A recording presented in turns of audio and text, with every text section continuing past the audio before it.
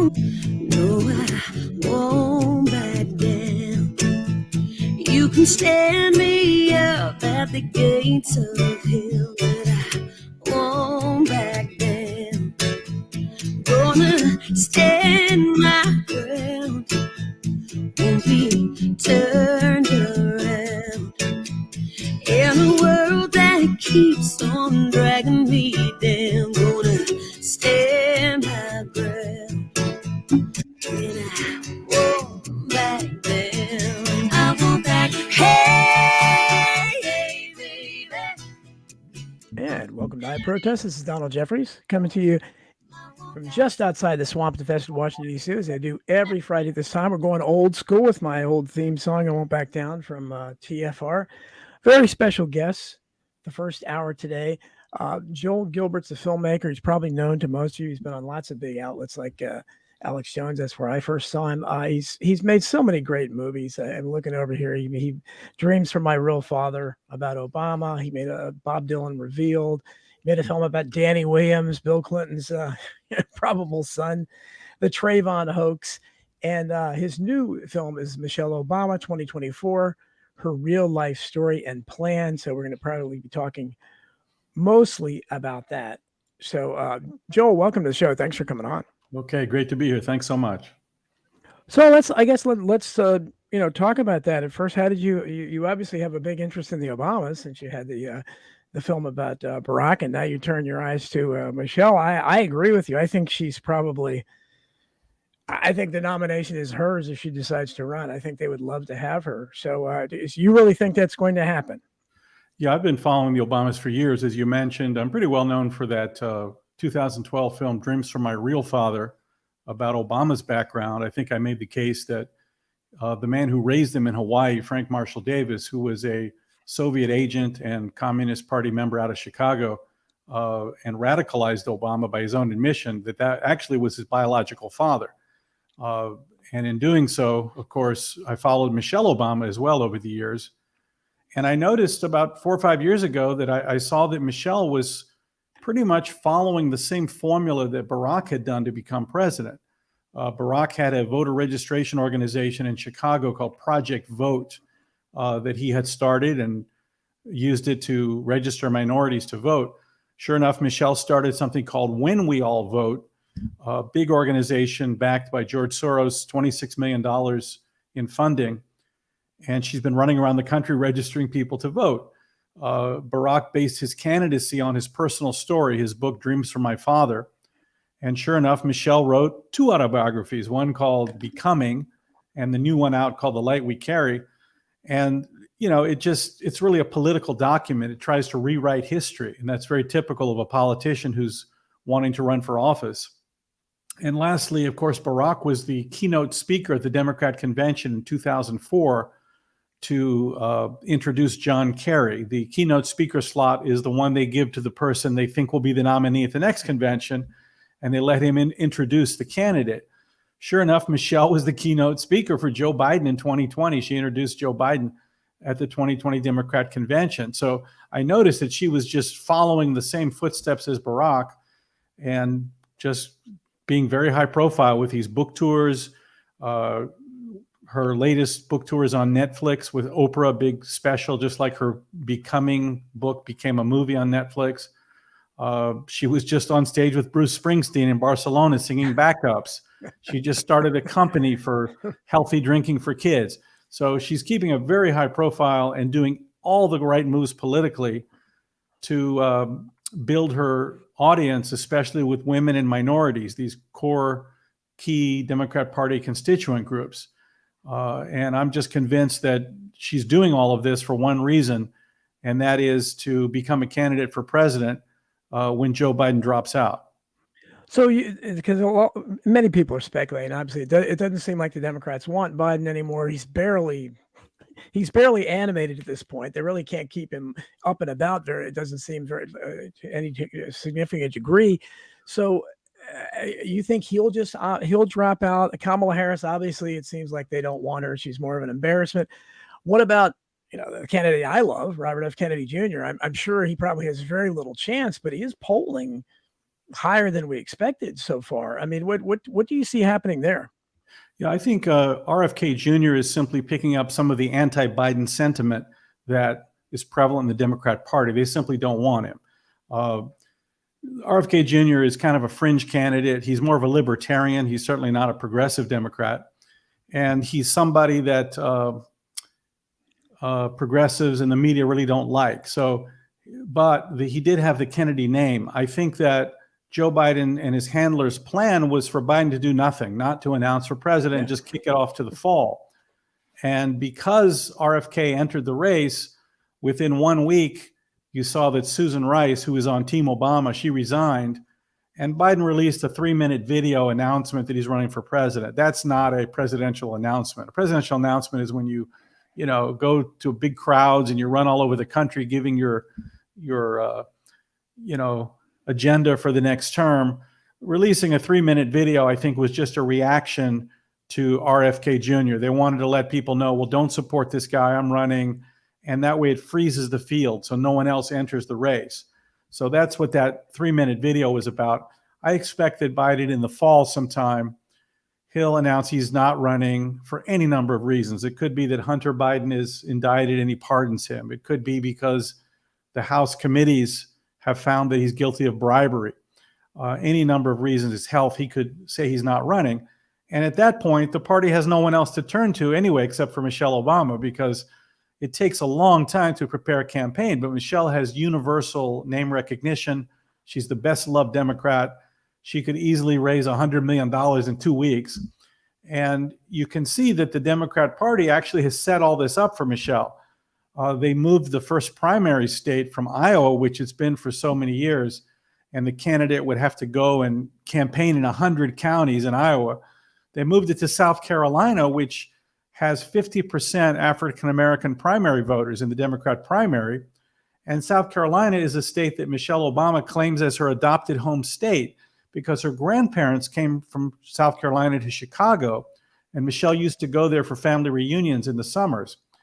And then lastly, the Democrat Party moved their convention to what city? Of Chicago, where they could anoint Michelle as this hometown girl from the South Side as the nominee. Makes no sense to hold a Democrat convention in Chicago. Normally you put it in a state that's kind of purple, that you want to get some publicity and maybe help turn that state to your party.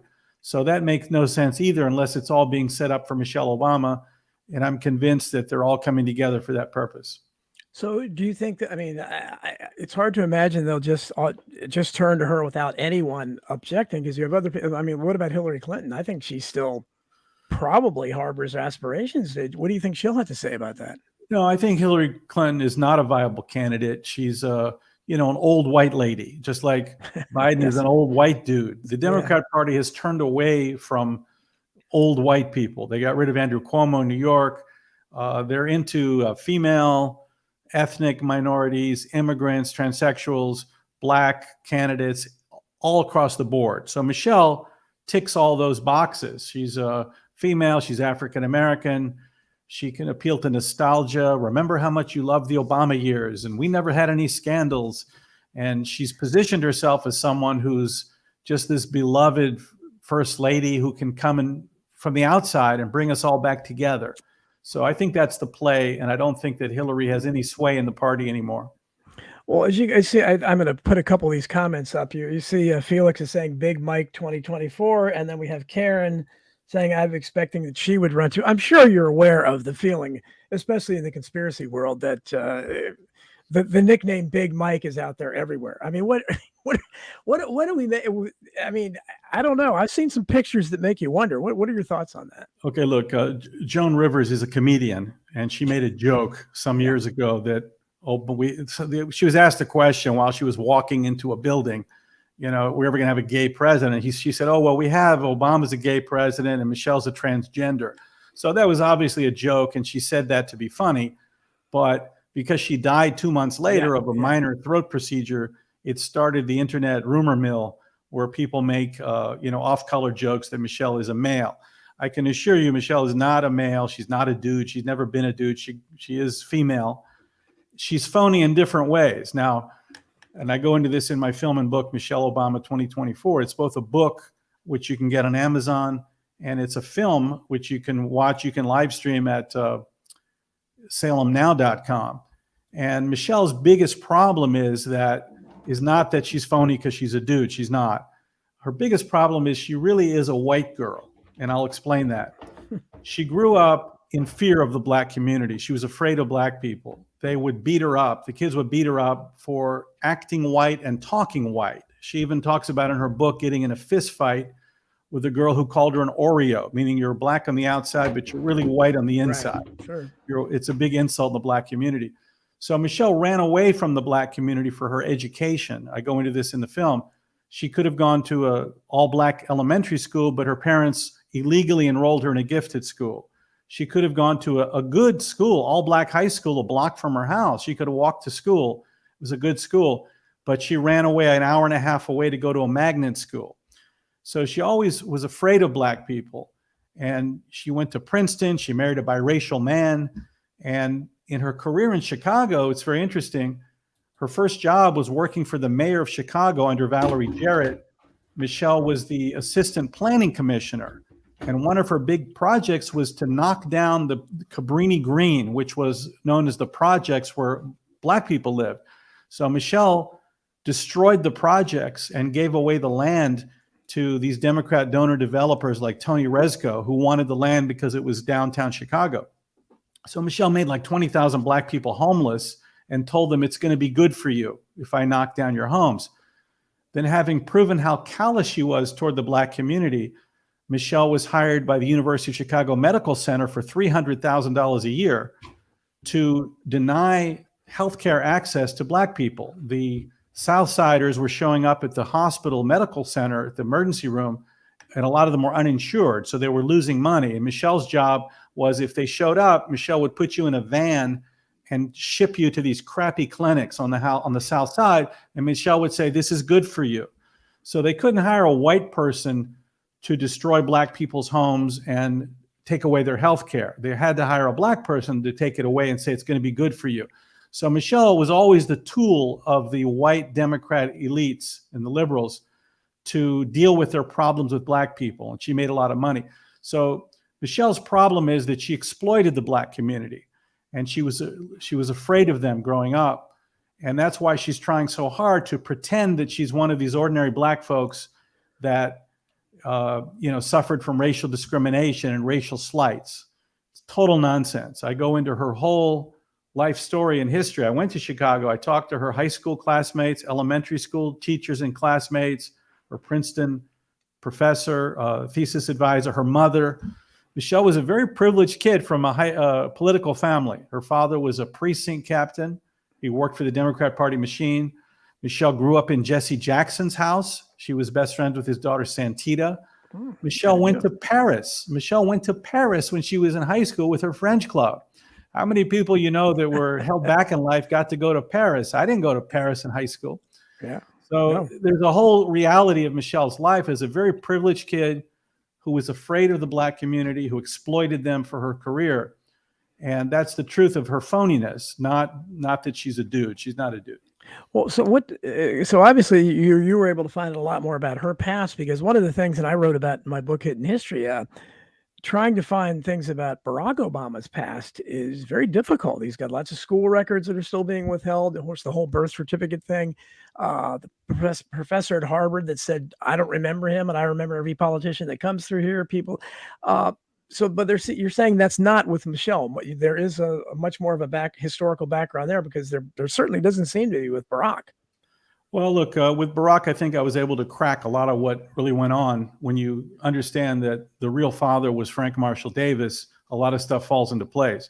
Barack spent his junior year abroad in Pakistan, and then he came to Columbia University. And the reason Professor Henry Graff, who I interviewed, who's the head of the political science department, said he said to me, "I never saw Barack Obama, and none of the professors I know ever saw him either. How do you graduate from Columbia in political science if you never go to class?"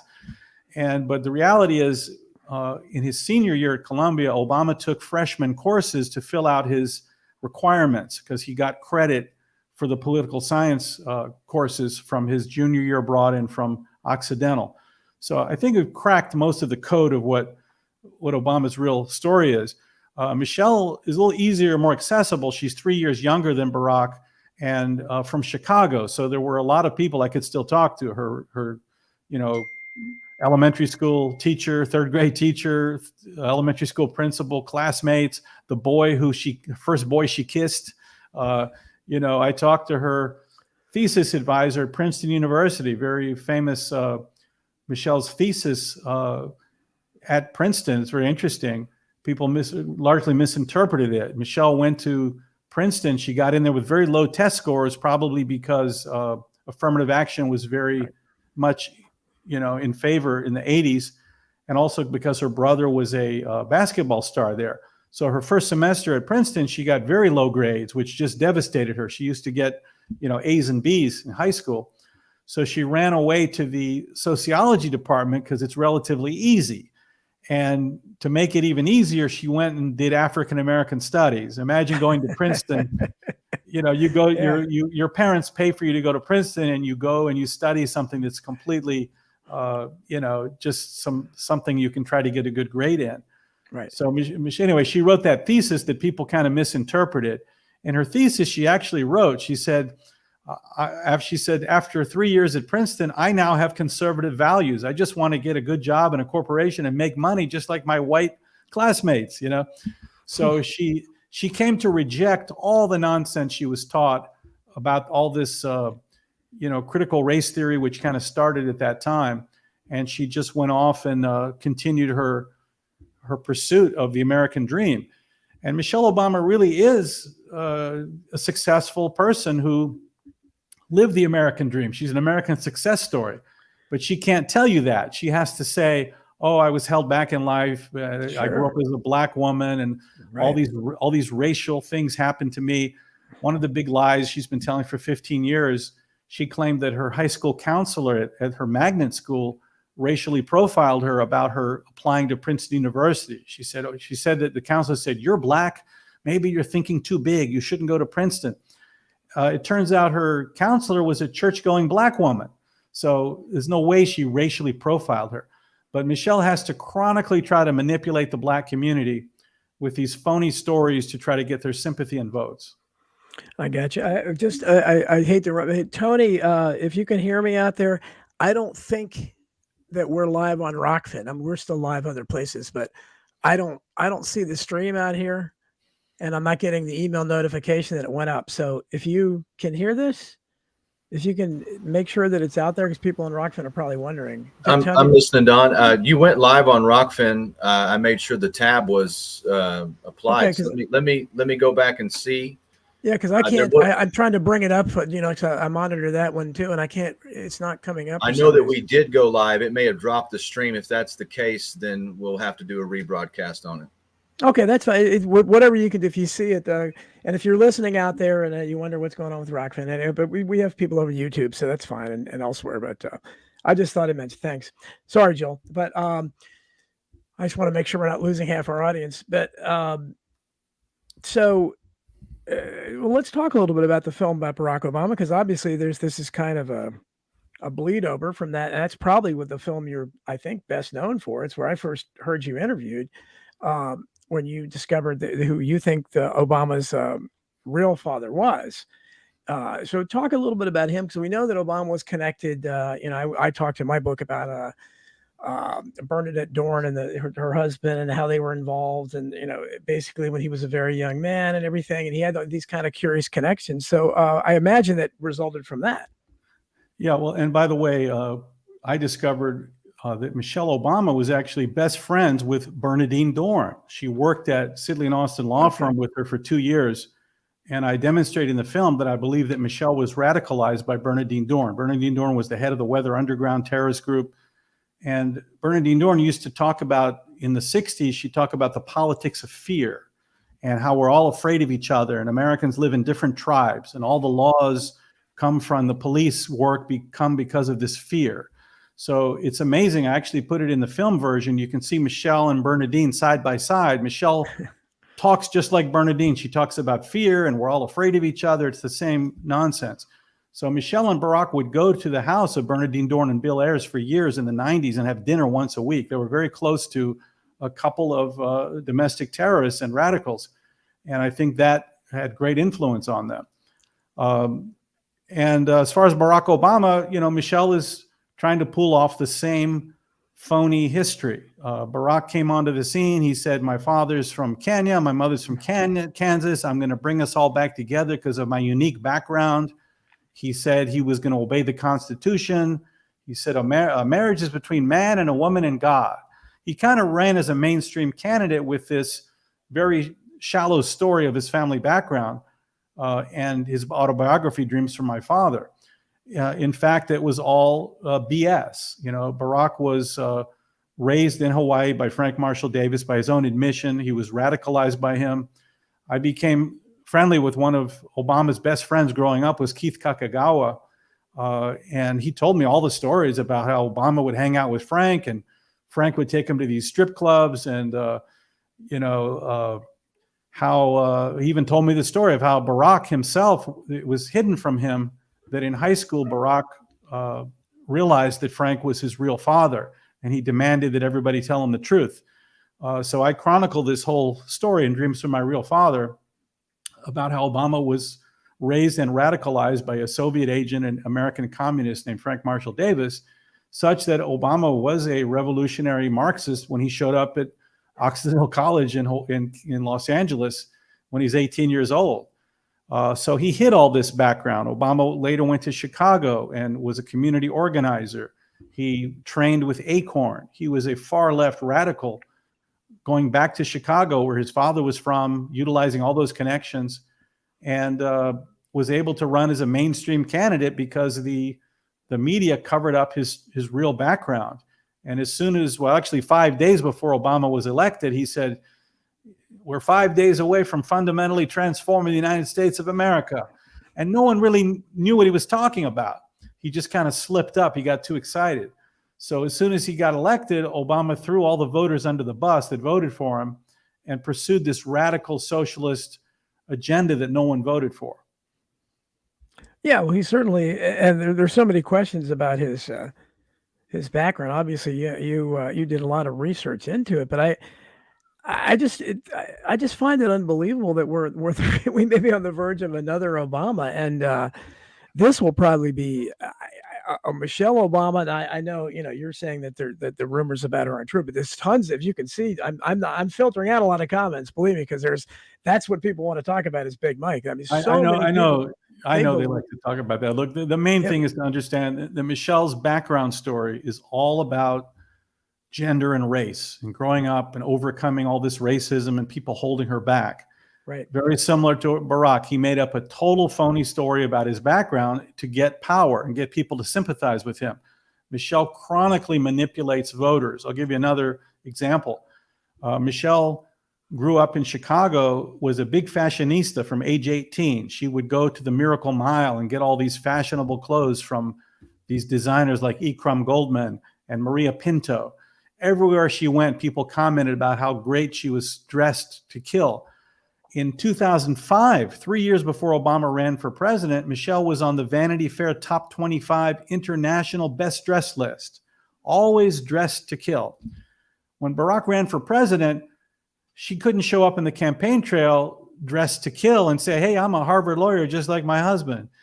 She showed up looking like a homeless person. She wore an old t-shirt or an old sweater and tried to look like a 1950s black housewife and didn't comb her hair. And she would show up acting out these stories. When she went before black audiences, she would put on a phony urban accent. I've got it all in the film version.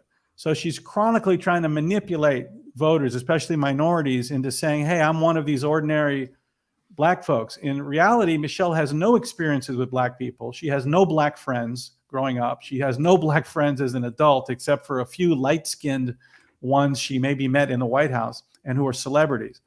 And that's her phoniness. She really is a very privileged kid from a political family. Her father was a precinct captain and she's always been political. Well, I think a lot of us that really are hate the drift of this country and the woke culture in general. Michelle Obama would probably be the ultimate nightmare in terms of that, because you have a black woman and you have somebody who, all the rumors out there about her being transgender as well will play into, transphobia along with racism and sexism. I mean, this would be a nightmare for those of us that want sanity returned to this country, because I can't imagine the country getting any woker, but a President Michelle Obama would probably make it about as woke as possible. Well, look, Michelle Obama really has never had any original ideas or original thoughts. Whatever the Democrat Party is saying, the progressive Democrats especially, she'll just repeat it. If you look at her Twitter account, whatever's happening in any given week, she, talks about it. When she introduced Joe Biden at the Democrat convention, she said, the BLM protests were mostly peaceful, So whatever the Democrats are saying, she'll say. She doesn't have a core ideological background like Barack Obama did from his radicalization in Hawaii by Frank Marshall Davis. Michelle just wants to fit in. That's her thing. She wants to be accepted. And I think if she was president, she would do everything she could to be accepted by the media, by the global elites, Bill Gates and President Xi. She would just kind of go along because she wants people to accept her. And that's where she's coming from psychologically. Well, she won't have to fight too hard to get accepted by the media, I don't think. I mean, they've fawned over so much as first lady, and I can't imagine what kind of. I remember when Barack Obama was elected, I got emails from people like in my family, females, of course. It was like they were having a religious experience going to the inauguration. I've never heard it. It was, Michelle, look, Michelle is the best loved Democrat. She's had 15 years of all positive publicity, hundreds of talk shows, hundreds of magazine covers, nothing but all positive. Now, it didn't start out like that. I'll remind you, remember back in 2008, Michelle was giving these highly political speeches to massive crowds dressed as a homeless person. And she was very nasty and anti-American, and no one was really paying attention. And then once she kind of went over the top, when Barack won a primary, she said, well, for the first time in my life, I'm proud of my country. Yeah. And she said a lot worse things than that, but that's when people started paying attention. So the campaign of Barack told her, they said, listen, Barack could win the White House except for you. People are going to be appalled by you and not vote for him. So that's when they came up with a new strategy. Michelle said, oh, well, I hate politics and I just want to be the mom in chief. So that worked. The media backed her up on that, even though she was so political. In reality, she's a better speaker than Barack. She's a better politician. Yeah. She comes across more authentic. But she played that new role of someone that doesn't like politics. And she's been able to work that for 15 years to this incredible popularity. She's probably the most popular person in the country, if not the entire world. Yeah. So if she ran for president, I think everyone would just fall in line. I think so. She's very smooth. I mean, just like Barack Obama, it's not like she's going to be a bumbling candidate. She's not going to be Biden. And if she goes, if they nominate Trump again or something, I mean, I'm sorry, I don't think Trump would. He would have to resort to insults. But I don't know that Michelle Obama has ever been. Barack Obama got some negative press, but other than the rumors about her, what other negative press has Michelle Obama ever gotten? They just fawn over her. Well, they have. Now, the way to deal with Michelle Obama, if I was Donald Trump or the Republican candidate, I would open it up and say, Michelle, are you going to apologize for what you did to the Black community in Chicago? Michelle, how many millions did you make off the University of Chicago Medical Center to deny health care to Black people? These are the questions. Michelle, why did they call you an Oreo? These are the questions that open up Michelle to have to explain what she did in Chicago to Black people, how she exploited them. Black voters are no fools. If they found out that Michelle was someone that hurt the Black community, they would not be very pleased with her. But is there a Republican or is there an opponent that would have the courage to say that to her? I don't, in this climate, I don't know that there is. Well, I think certainly Donald Trump doesn't pull any punches. You saw him on CNN the other night. Right. He's not someone that's going to back down. And I think he'd have no choice but to expose Michelle Obama for who she really is. She's essentially an Oreo. She's black on the outside, but she's really a white girl. She has nothing in common with black people. She didn't like being black. She got beat up by black kids. No surprise, she had a career exploiting black people. And I think exposing that would be the key to unraveling Michelle Obama's phony persona that she puts on, claiming that she's someone that suffered from discrimination. It just couldn't be further from the truth. Well, yeah, it's not something that most of us should be looking forward to. But I want to, talk about some of your other films, if you don't mind. Sure. The Trayvon Martin one is fascinating. I know people are still interested in that. Tell us about how that came about and what you found out, and just kind of summarize, if you can, the film. Yeah, I made a movie called The Trayvon Hoax, unmasking the witness fraud that divided America, and I made that film because the Trayvon Martin case, the court case against George Zimmerman, is what really started America on its big decline and the big racial divide. Black Lives Matter was founded because Zimmerman was acquitted. Barack Obama got involved because of the election. It was 2012. Everything had gotten worse in the country. The economy was terrible. Everything got even twice as bad in the black community. Illegals were coming in, taking away jobs, driving down wages. So it really was uncertain if the black community would come out and support Obama again, that maybe they're not going to vote this time. So when the Trayvon Martin was killed, Obama picked up on it. Eric Holder, the FBI, they sent Al Sharpton down, and they created a big movement against Zimmerman, even though he had been acquitted, or rather exonerated by the local police after an investigation that it was self-defense. And they demanded he be arrested in order to inflame the black community to get votes. And Obama embraced Black Lives Matter after that, brought him into the White House. And that's how that movement started. And that's where the racial divide really went south, because when Obama was elected, it was about 70-30. 70% of blacks and whites thought that race relations were great. Now, when Obama finished his second term, it was opposite. Only 30% thought we had good race relations. So Obama and Michelle, through their lies and manipulation and to get elected, damaged race relations in this country, despite the fact that he was elected on the idea that he would make things even better. But in the Trayvon hoax, I had recalled that the whole trial was based on this girlfriend named Rachel Gentel, kind of this hefty Haitian girl. Yes, yeah. That they said was on the phone with Trayvon during his confrontation with Zimmerman, and her claims about what she heard over the phone. And the prosecutors used her statements of what she heard on the phone over the eyewitnesses. There was an eyewitness named Mr. Good that actually saw the confrontation and spoke to Zimmerman, said, "Get him off of me." He said, "Oh, I'm going to go call the police." And Zimmerman said, "No, I've already called the police. Get him off of me." And the guy went in his house and called the police. And that's when Zimmerman was afraid for his life. He was getting his head beat in the ground, and he shot him. But they used the girl on the phone, her statement, to trump the eyewitness. And I recalled that Benjamin Crump had played some audio excerpts of this girlfriend at a press conference where she said some things that didn't even sound that bad. And then Crump said, "We've got all the evidence now. Arrest George Zimmerman." But I remember the sound of the girl at that press conference. She had a different voice than Rachel Gentel, who was 2 years older and 150 pounds heavier than Trayvon. And I got a hold of the text messages, Trayvon Martin's 3,000 text messages and his cell phone records. And I quickly found that this girl, who he called Diamond Eugene, and her name was Diamond Eugene. And they asked Rachel Gentel at the trial, "Why did you use the name Diamond Eugene?" And she said, "Oh, it's my nickname." It made no sense. Anyway, there were photos of Diamond Eugene sending photos of herself. Trayvon would say, "Send me a picture of you." And she'd send him a picture. And I'm looking at the picture. I got the phone records. I got the images. It's not Rachel Gentel.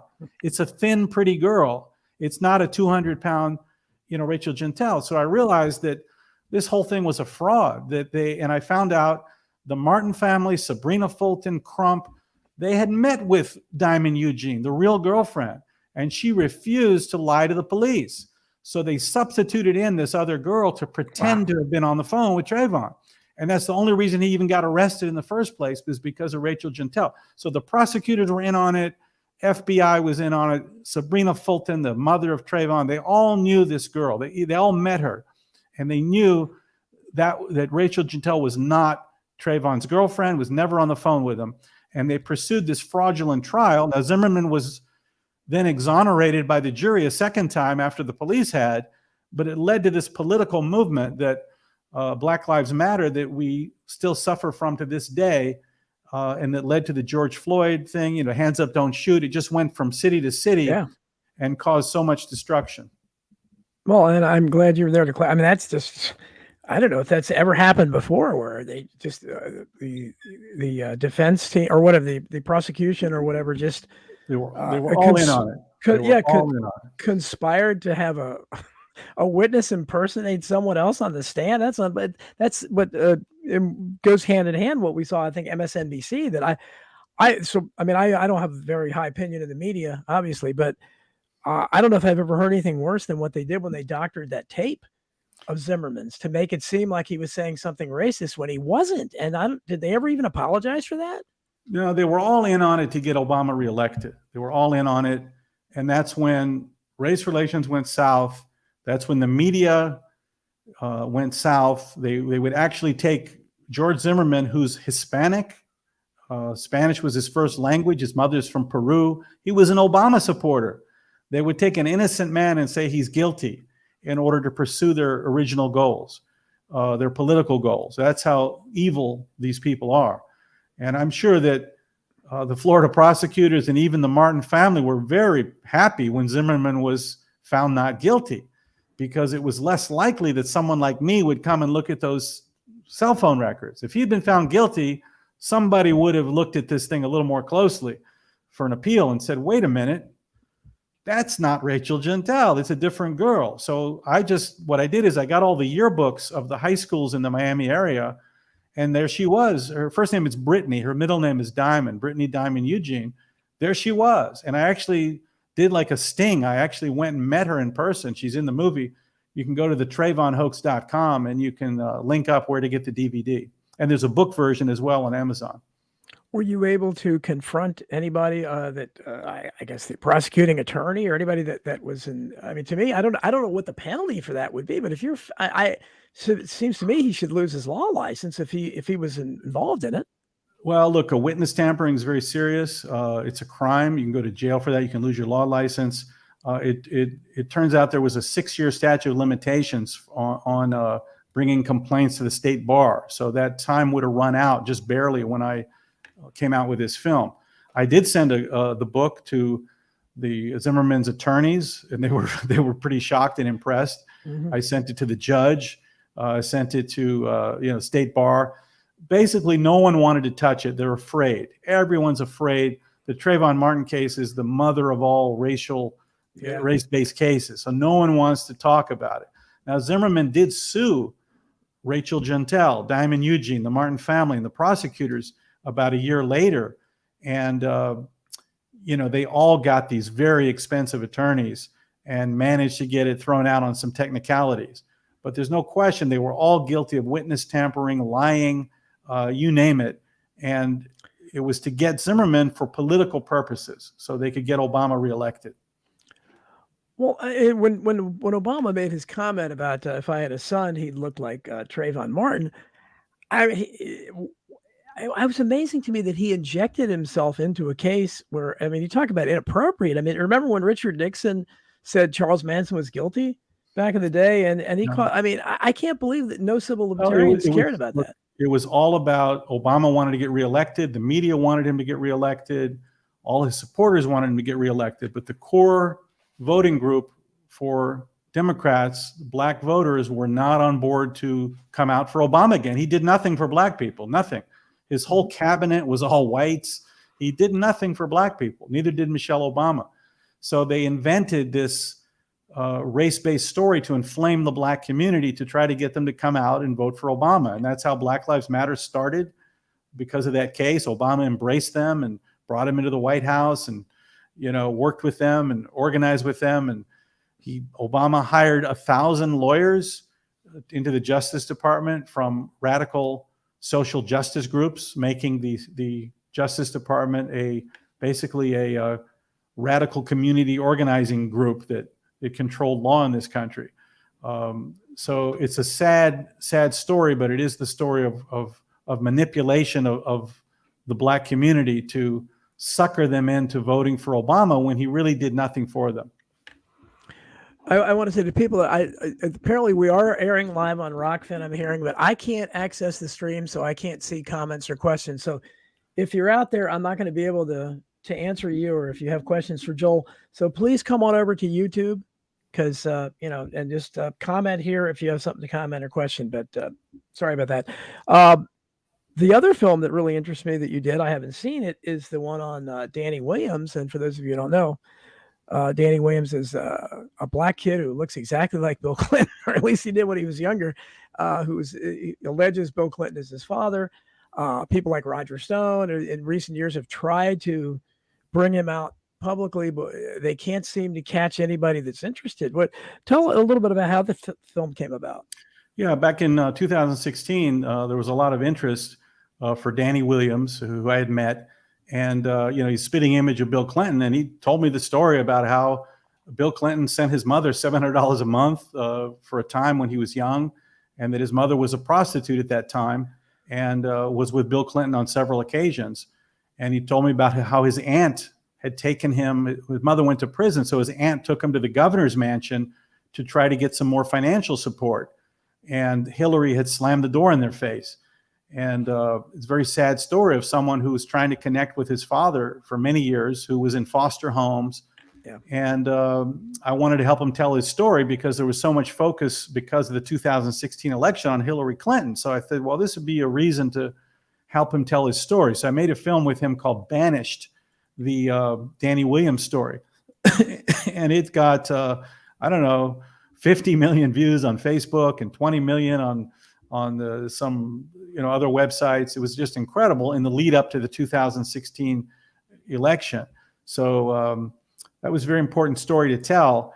And I think it could have had an effect on the voters because there were certain, they really measured it. I think Roger Stone wrote a book where he measured it and said there were certain swing states where the film was widely seen, where the Black vote was way down below normal. So I think if voters got the message that Hillary Clinton was rejecting her own Black stepson, they wouldn't be very happy about that.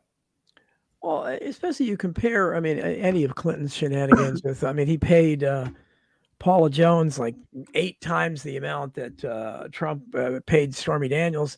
And now you had this E. Jean Carroll trial, which is, I can't imagine a less credible rape victim than her. You can't even say what year it happened. But compare that to something like, here's this Black kid with obvious Bill Clinton features walking around and talking about somebody. First of all, what is somebody at his level dealing with a prostitute for to begin? It's just, but that was kind of his modus operandi apparently. But I'm just amazed at how unbelievable the left is at this point, that nobody's interested in that. This is it shows that there's hypocrisy. Here's a Black kid that got rejected by his stepmother and his father. But they claim to be a friend of the Black community. Danny Williams' story was corroborated by police officers that came out and said, yes, they delivered cash from Bill to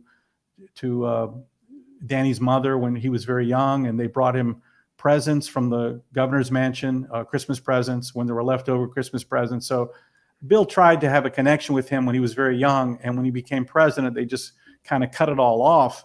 And then they came and grabbed Danny and put him in a foster home. So that kind of silenced the story for some years.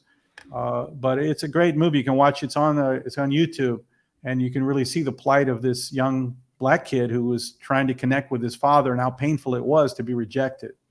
I guess so. There's a question for you. It says, I don't know if you know anything about George Floyd. Were there different George Floyd videos that disappeared? Have you looked into that one at all? I'm not sure. I'm firmly believe that George Floyd most likely died from a drug overdose. I don't think that Derek Chauvin putting his knee on his shoulder or on his back could have killed him. I think there was an initial coroner's report that agreed with that, and then they had to kind of change it. And of course, I think Chauvin got a very unfair trial, being that there was a mob outside the courthouse that would probably kill the jurors if they found him not guilty. So they should have had a change of venue. There's many reasons why that case was unfair to Derek Chauvin, who simply was doing his job with a police officer. He probably made a mistake and sat on him for too long, but there was no proof that putting a knee on his shoulder asphyxiated or choked him to death. There was no evidence whatsoever.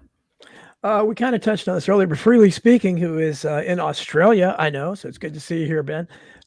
If white conservatives wrongfully voted for Obama in 2008 in the hope of accelerating racial harmony, what damage to race relations will a Michelle Obama presidency have? Well, Michelle has based her life story on racial division and racial slights.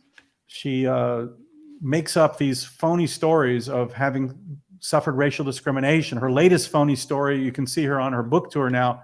Well, she finished it up, but if you watch the Netflix special, she's been using kind of African-American braids and hairstyles. And she told one of her interviewers, she said, "Oh, I couldn't wear braids in the White House because white America couldn't handle it. First black family." But Michelle never wore braids her entire life. She had a celebrity hairdresser. I interviewed him from age 18. She was just into all this high fashion and hairstyle. She never wore braids ever. So she's trying to depict herself as an ordinary black person from the south side of Chicago. She wasn't even from the south side of Chicago. She grew up in South Shore, near where Jesse Jackson also lived in South Shore. Jesse Jackson never said he was from the south side. South Shore is on the lake. It's a very nice middle-class area. So, but she's got this phony story of being South Side girl and overcoming discrimination, which is total nonsense. So having based her whole political life on stories of race, I think you'll get a lot more of that from Michelle as a president. She'll pursue all these racial initiatives. And don't forget, she knows racial politics because she studied African-American studies at Princeton University. Right. Now, at Princeton, after studying it for a couple of years, she actually rejected it. She left it behind. She realized it would hold her back. She didn't want to be seen as a black person. They were told in the African-American studies, they were told, you're only a black person. You're only going to be judged as a black person your whole life. This was the racial makeup of that studies, and she rejected it. She did a survey of black alumni. That was her thesis, and asked them if they needed to be part of this black community once they finished at Princeton. And they all said, no, we just want to go on and have a normal life and not be identified as black and just be normal people and not be stereotyped. And so Michelle was relieved. She didn't want to live her life as a stereotype. And she went, and as I mentioned, she went back to Chicago. She became best friends with Bernadine Dorn. She became the #1 exploiter of black people, working for the mayor of Chicago. They couldn't hire a white person to knock down black people's homes and tell you it'll be good for you. They had to hire a black person. So Michelle played that role. Same thing, University of Chicago. She took away their health care and said, this is going to be good for you. And she made millions of dollars doing it. So Michelle has built her political image as a race-based image. So if she became president, I think she would pursue those same race-based policies that you're seeing with this whole equity, critical race theory. Michelle will just pursue that, just like Biden is doing.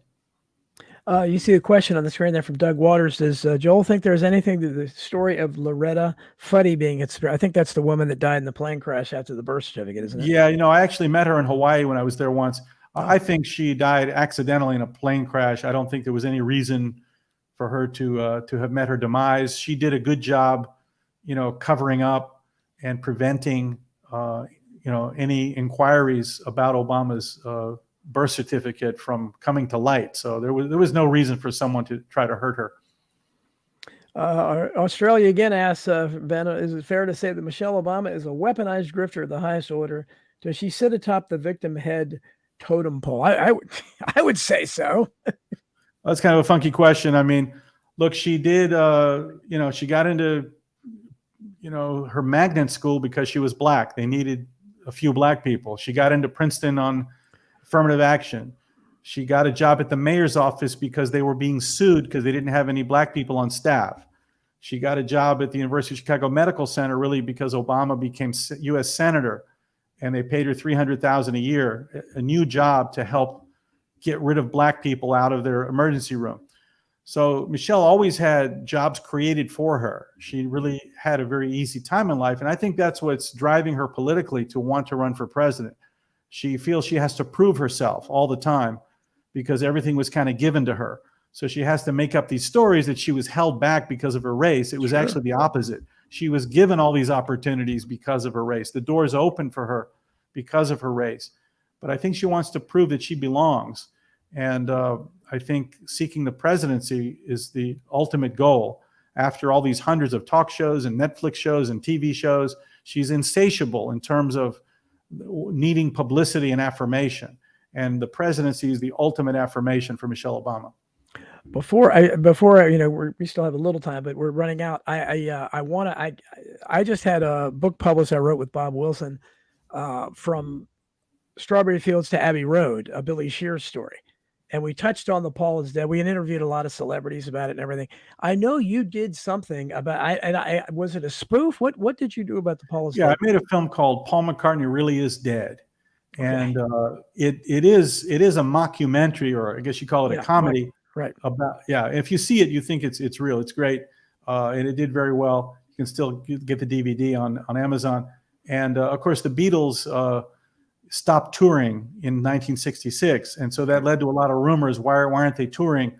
So the Beatles actually put in hidden messages in their albums because they were bored. And if you played them backwards, people found out you'd hear things like Paul is dead, miss him, miss him. So the Beatles really did put in those clues, but it was just kind of British dark humor. Paul McCartney, of course, is still very much alive. Well, yeah, I mean, almost pretty much everybody, like all the celebrities, anyhow, obviously believe that. But I mean, clearly the clues were real. I mean, don't you think the Beatles had to know what they were doing? Those clues were real, Yeah, no, if I spent a couple of years in England, and I can tell you, there's a certain British dry humor and dark humor that maybe Americans don't understand. So the Beatles were kind of bored and threw in those messages. And then when people picked up on it and heard about it, the Beatles added more of these messages to kind of play the game that Paul was dead. And, it turned out to be this huge urban legend that went on for several years. Now, what did you have to say about Bob Dylan? I haven't seen that one either. That's my boy. I love Dylan. What was your movie about him? Well, I've actually made 4 documentaries on Bob Dylan, covering his 1966 world tour with Mickey Jones, his drummer, when he went from acoustic to electric. Yeah. I covered Bob Dylan's 1974 world tour, also the Rolling Thunder Review years and tour, and also Bob Dylan's Jesus years when he played the gospel music and kind of converted from Judaism to evangelical Christianity. So Dylan has lived many different lives, and each of those periods of his life are very, very fascinating, particularly when he adopted evangelical Christianity. It was as radical as going acoustic to electric. He became this evangelical Christian and actually made 3 incredible albums of Christian music that still to this day are some of the best gospel music you'll ever hear. Yeah. But did you ever get to talk to him? Were you able to meet him? I never interviewed Dylan personally. I interviewed his band members.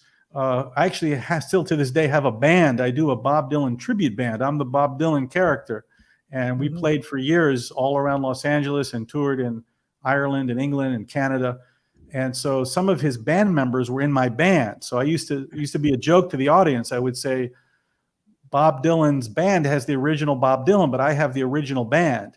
I had John Jackson, his guitar player, Scarlett Rivera, the violinist, Winston Watson, Rob Stoner.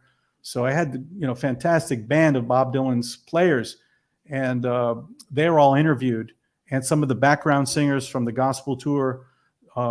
So very in-depth, interviewed everyone around Dylan, but not Dylan himself, who doesn't really like to do interviews. Yeah, I've corresponded some with A.J. Weberman, who's the first garbologist. He's in my JFK assassination world, but he's obsessed with Dylan. And I'm sure you know, he got in a fight with her. Do you know anything about A.J. Weberman? Yeah, A.J.'s in one of my movies in the gospel years. I actually saw A.J. last week, by the way. Okay. So yeah, he's a great character and researcher. He is. And I've thought about trying to have him on the air, but I'm kind of scared because he is so out there, man. And some of the stuff he says, because he accuses Dylan of being a Holocaust denier all the time online.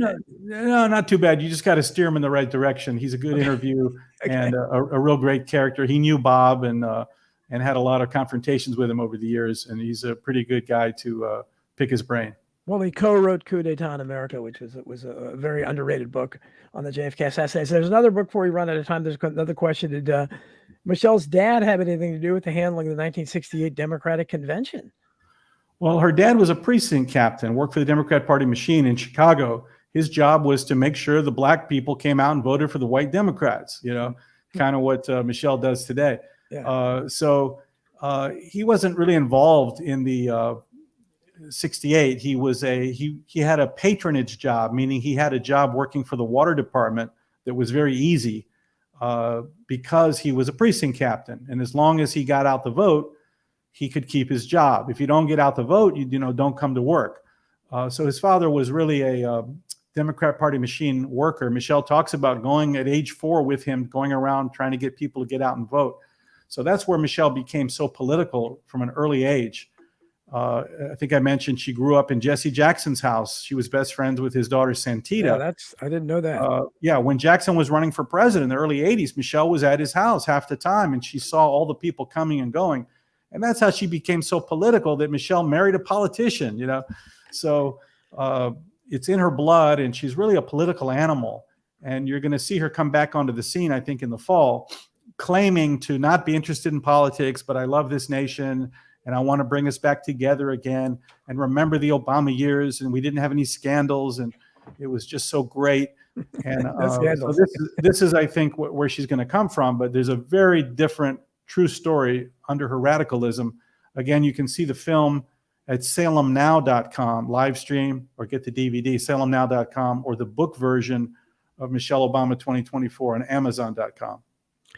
Well, I foresee, unless there's a consensus to line up behind her. You have somebody like Kamala Harris. You have Hillary Clinton, obviously, to whatever degree she still irrationally harbors it. Do you see any potential for there being a 68 kind of convention type of thing? Could it get ugly if they don't? Because these are a lot of varying people that they all have kind of the same goal, but they have big egos. Yeah. Could they object to this? Kamala Harris has no support. The black community doesn't even think she's black. Trust me.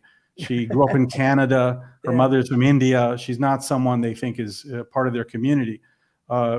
Kamala had so little support, she didn't even make it to the first caucus state in Iowa. She had to drop out. So she doesn't have support.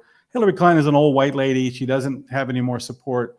The Democrat Party is rejected, especially white people and old white people. They got rid of Andrew Cuomo. They don't have any interest in Biden running again. All of their tendency is toward candidates who are black, transgender, female, and Michelle just ticks all the boxes for them. And she is the best loved Democrat. And I think they'll all just fall in line behind her once she announces for president. And you can see my audience, Hudson says, are you going to ask the Big Mike question? I already asked it much earlier. You're late to the show. Where have you been?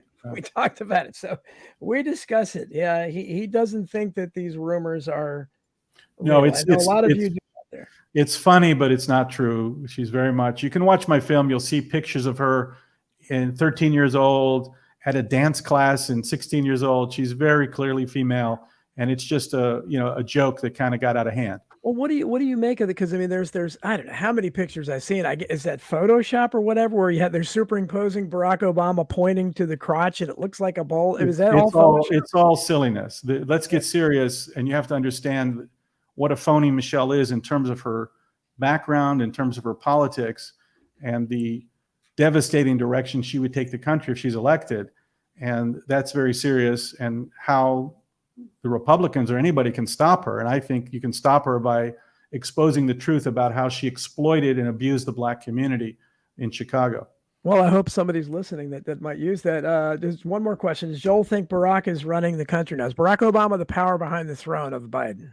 I do think he is. I think all of his people went right back to work for Biden. Clearly, Biden doesn't really control or do much. He just kind of says anything and does what he's told. Samantha Power, Susan Rice, by the way, quit a few days before Biden released his 3-minute video for 2024 because she's on Team Obama. The saddest piece of video you've probably ever seen, you might remember last year, Obama visited the White House and he was swamped by all the staff who were just shaking his hand and smiling and patting him on the back. And poor Joe Biden was wandering around in the background. He was tapping Barack on the shoulder to get his attention, and Barack ignored him. It was very sad to see that, but that just showed you how much Barack is the center of attention and the center of politics, I believe, for the Democrat Party. And that's why it makes so much sense that Michelle is just waiting in the wings to slip in there. Absolutely. Well, we're out of time. I just I want to give you a chance to give out all your links again or anything else you want to promote.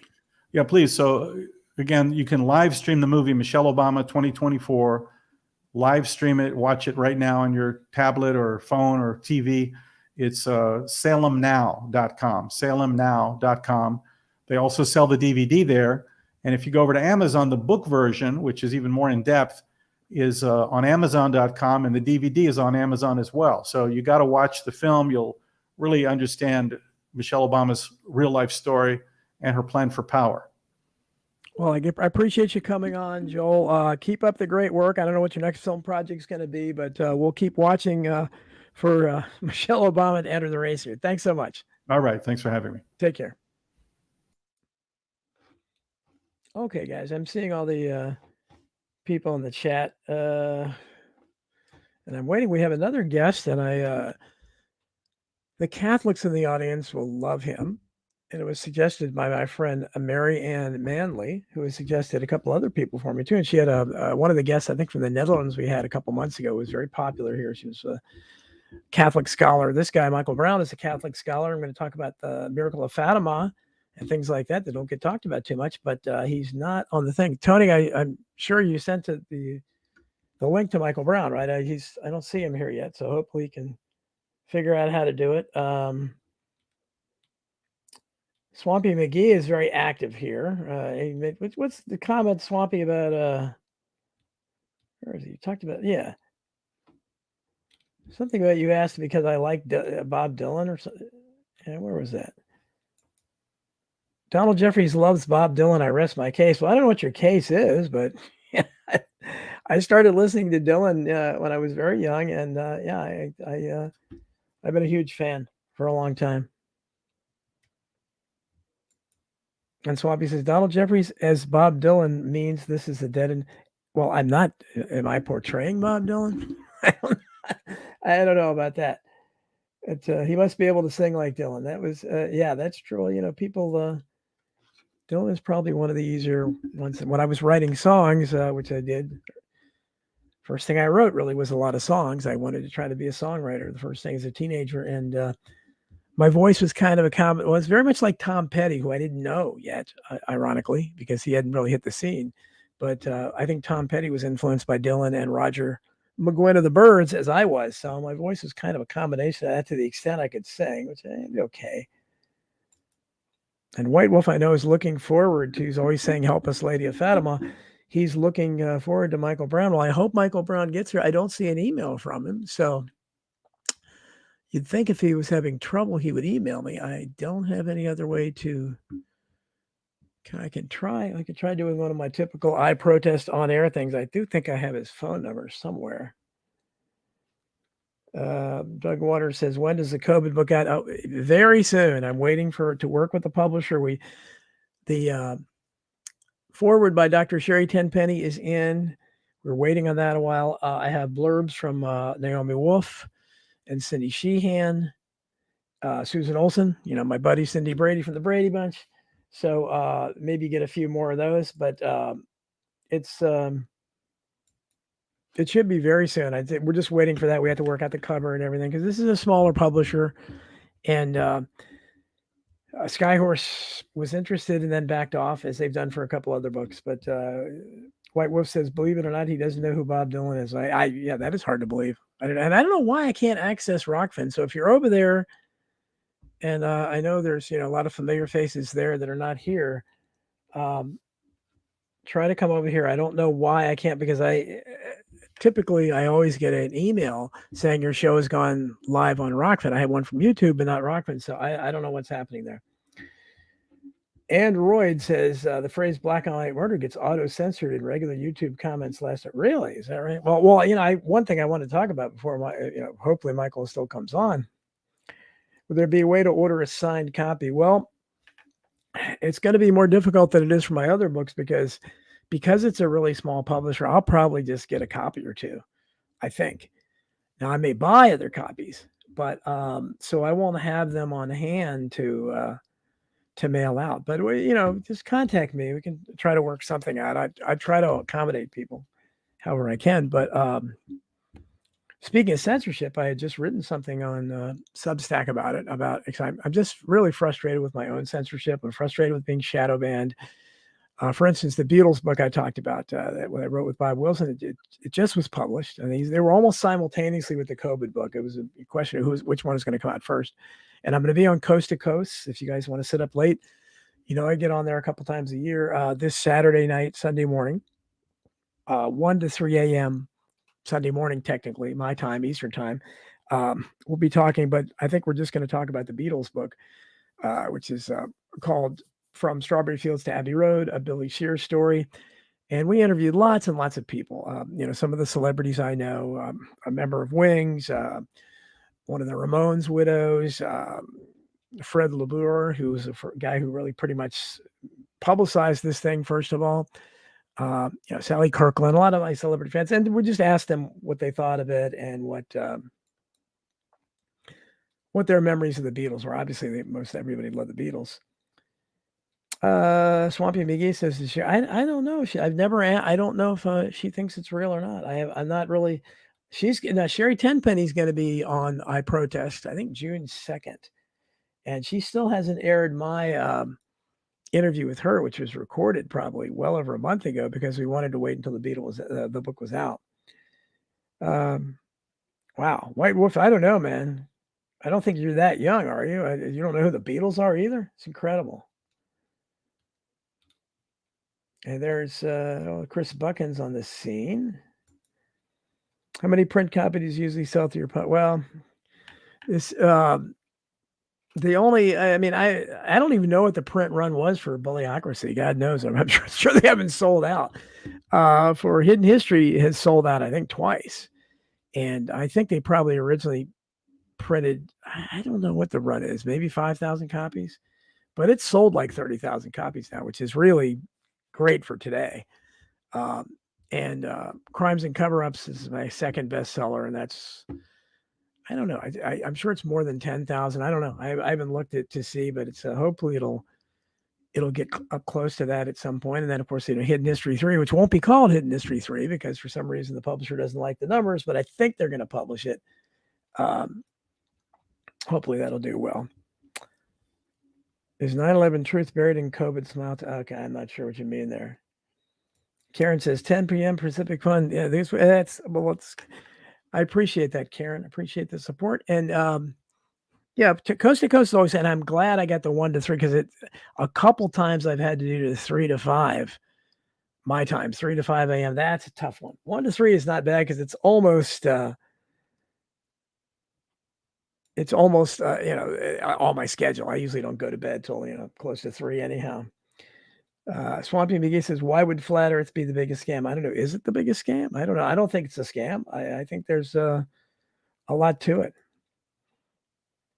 Saturday night, 10%. Yeah, it would be, 10. Let's see, 10. It's 1 to 3 a.m. my time. So that would be, 10 to midnight, I think, your time. Doug Waters said, did Naomi White write anything for you? Wolf write? No, Naomi just gave me a blurb. I asked Sherry Tenpenny to write the forward because Naomi is really busy and she was kind enough to write the forward to Survival of the Richest. So I kind of I don't know that she wants to be tied that closely to me to write 2 different forwards, but she's very nice. And I talked to her on the phone last week, and but she's really hard to get a hold of. She's just very, very busy, and so she's in demand. I'm fortunate that she even pays any attention to me. So he says, I don't like Bob Dylan, but I like Donald Jeffries. Well, okay, you're a good man then. You like me? That's pretty cool.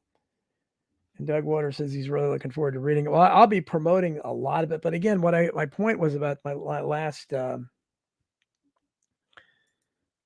book. I mean, my point about trying to my last Substack column, which was about censorship and trying to break Google and YouTube, especially these algorithms. And we talked a little bit about here. Somebody was saying you can't say black on white crime in YouTube. I mean, those are the kind of things we have to shatter. And the only way you can do it is trying to, because I'm very careful what I say, not because I want to be, but that's why if we talk about COVID on here to any extent, we pretty much have to take this down because otherwise I'll lose the YouTube stream, and the YouTube stream has become pretty good now with lots of you coming over here, and it's nice to be able to put the comments on the screen. And I had to squint to try to read the Rockfin, and I can't even access the Rockfin stream today. But maybe when we get more popular over on Rumble, I think it's on over there. I didn't ask Tony, but we'll have more to say about that. And I don't know why. Let me see. Bear with me for a second, folks. Again, remember I'm doing this myself, so I'm going to look here and see if I can find. I think Michael Brown left me his phone number, so my only choice I could do here is call him. So I'm going to call him. So to those of you who've been listening to me a long time, this is it. This is what happens. We get glitches, so I'm going to call him because I really want him on the show. I think he'll be very interesting. So I'm going to see what's going on.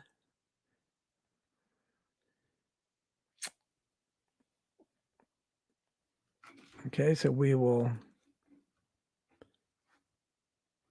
The magic of live radio. Here you go.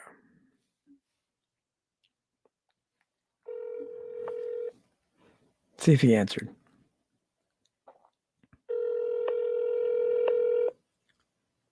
Hello. Hi, Michael. Yes. Hey, this I is. was just looking for. I never got an email from Wise Wolf. Oh, you should have. Okay, Tony, if you're listening out there, Michael Brown said he never got the email. There he is. I did send it to everybody, Don, but I'll go back and you might want to check his spam folder because there's a link. Check your spam folder. He said he sent it, but I did. he said he did. But he's going to send it again. It's a Michael Brown address. Gotcha. Thank you. Okay, so Hank, you should, if you check now, he'll send it in a minute, and you should have it there. Okay. All right. And you want me to? Okay, I'll just do what it says. Yeah, just click on it. It works just like Zoom. You click on the link, come into the studio, and then I'll bring you into the stream. Okay, thanks. Thank you, sir. Goodbye. All right, so hopefully that'll work. And again, we run into this live. I don't know why. It is what those of you who listen to me back on TFR know that things were even better. Than I remember one memorable thing with I missed something. One memorable show with John McAfee where we had these, and he was really cool. Before they killed him, and he liked me a lot. In fact, his wife asked me to be on the second time, but he was very cool about it, even though we had these technical glitches, which is one of the reasons we left TFR. But they were a little different than this. It wasn't because of the guest; it was the stream that was messing up. White Wolf says he's currently reading the book on Hollywood and such on Barred Fame. Really incredible how so many actors and musicians were really shafted by their agents. Well, I'm glad to hear it. I wish more people would read that, and I may try to get in a few references to that on Coast to Coast, considering it's 8 to 10 million listeners, and I want to try to throw some other stuff in there as well. Let's see here. Swampy, I can't post after your comments, dude. Felix says, who's your next guest? Well, it's Michael Brown, and he's a Catholic scholar, and we'll see if he can make it over here. I'm not sure why he's not getting the email. Email was sent again, Don. I don't know if it's just a server error or whatever, but and I sent the other emails as well to the other possible guests. Yeah. Well, that was all for Joel, but Michael was just the one. I'm going to make sure. God, I hope I sent, because sometimes I've screwed up the emails. I know with my eyesight, with not using my glasses. I think we're good. Yeah, it should be. Yeah, I don't know why because there's no way to bring him in on the phone, right? No, I don't think you'll need to. I'm just I made sure that the link was set in there right. I took out my website, made sure that wouldn't So flag any. you're not getting an error bounce back or anything. No, I'm not getting a bounce back. Okay, so I must have given it to you right. Let me see, because basically the email I gave you is SPIR spear daily at AOL.com, right? Yeah, got it. Okay. All right. Well, I don't know. Well, hopefully he'll get it. It is what it is. I appreciate it, Tony. Okay. Well, we'll see what we got, folks. This is again, this is the magic of live radio.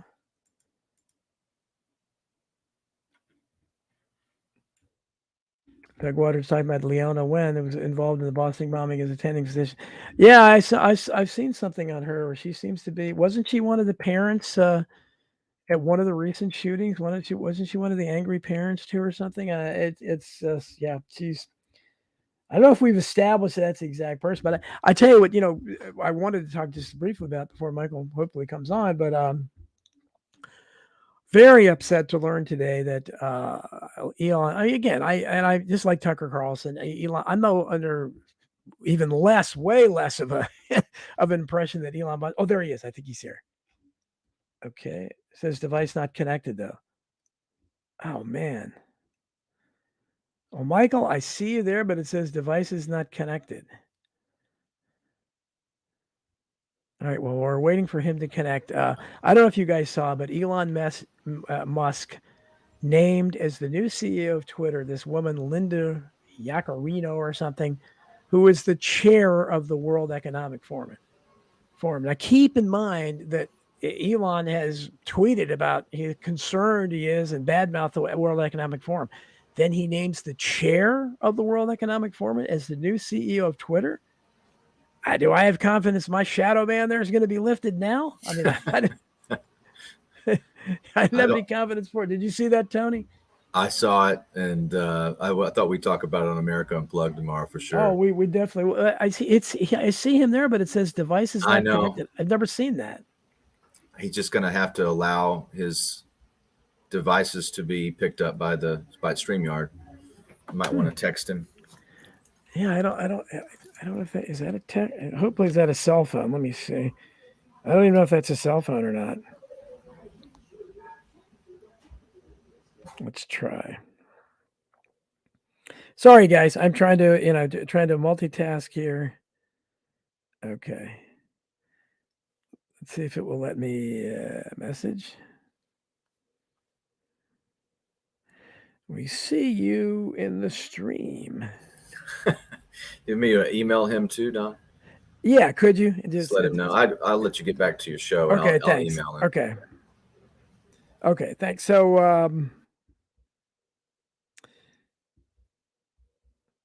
I'm not sure what's that, but so needless to say, that's very disillusioning. Okay, I thought it was a landline. Damn it. I figured. Okay, well, whatever. Hopefully, Tony gets through the email to him. But Sam Bodie said I should have hundreds in here. I don't get it. I'm wondering if they do hold down because I mean, Chris Graves, and I've talked about this before. He claims I'm the most censored person he's ever seen. I don't get it because I had on Twitter, and this was before the chair of the World Economic Forum took over. I had one guy tell me this week, I've had to follow you on Twitter at least 8 different times. They constantly take followers away from me.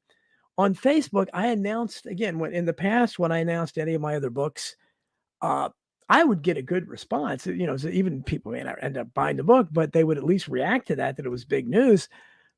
I think 20 some people maybe out of 5,000. Very discouraging, especially, and I even tagged a bunch of people. And of course, on Facebook, that's part of my shadow ban is like a lot of times I have to really try hard to tag people who I want to tag because they know who is more likely to respond to my posts. So what they'll do is they'll bring up a bunch of people that I never interact with and make it really hard to find somebody that I interact with all the time. So they do a lot of tricks and hold things up, but it's I don't know. So far on Substack, they haven't, but that's why I wrote it there. But I'm basically relegated now to having to promote on Substack and here to whatever extent audience. But as Sam Streets pointed out, they maybe I don't know. Maybe they could. It should be They could be working. messing. There he is, Michael Brown. Can you hear me? I can hear you, and I'm glad we got you on here. Well, better. I had to use a special microphone.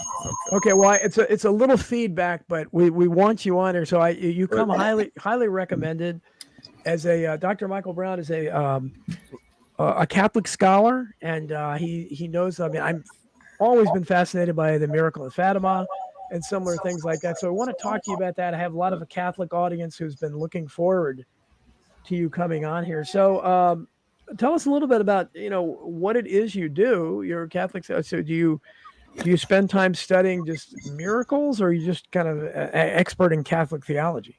Well, I've been. Let me just try another microphone here.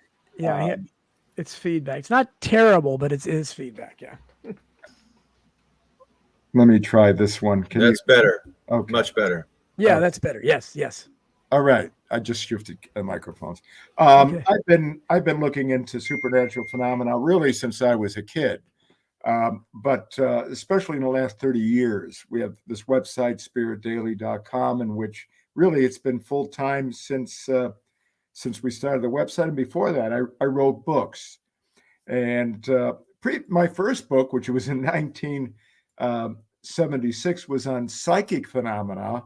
And then I was off on other things. I was a news reporter, and I wrote on other topics, the mafia, toxic chemical waste, all this different stuff. And then in the early 1990s, I start writing books on mystical phenomena from a Catholic standpoint. Various mystics, visionaries, alleged apparitions, prophecies, and so forth. So I guess that's it in a nutshell. And I've been all around the world investigating this type of phenomena. Well, that's good. So let's talk, because I know people, and White Wolf is very excited. As you can see there, he's an expert on Fatima. I know a little bit about it. So let's talk, because a lot of times I think people, even if they're not, because so many people, as you know, don't have any faith anymore. But it's hard for them to, I'll talk to people that aren't religious at all, and they say, well, yeah, it seems like something was going on there.